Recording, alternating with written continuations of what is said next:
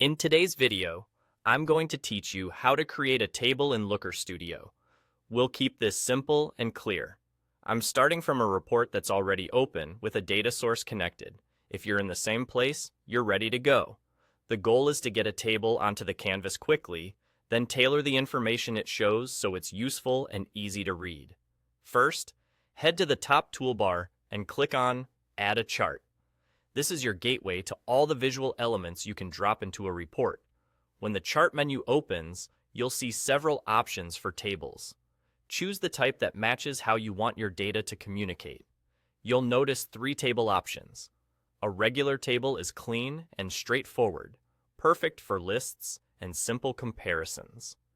A table with bars adds small horizontal bar visuals inside the cells to emphasize relative size, great for highlighting magnitude at a glance.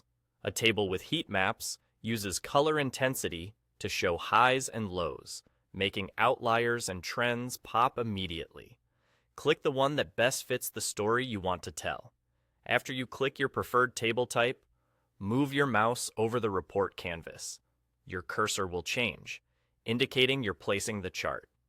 Click where you want the table to appear. If you like, drag from the corners to adjust the size and make room for headings or notes. Align it with the grid so everything looks tidy and consistent with the rest of your report. Now select the table you just placed and look to the Properties pane on the right. This is where you decide exactly what data to show. Under the Data settings, choose your primary dimension, such as a category, date, or name, and then pick one or more metrics, like totals, counts, or averages. Reorder columns to match how your audience reads the information, and select an appropriate date range or data aggregation so the numbers reflect the period you care about. If the table feels busy, limit it to the most important columns and keep labels clear and concise. While you're in the Properties pane, apply helpful formatting.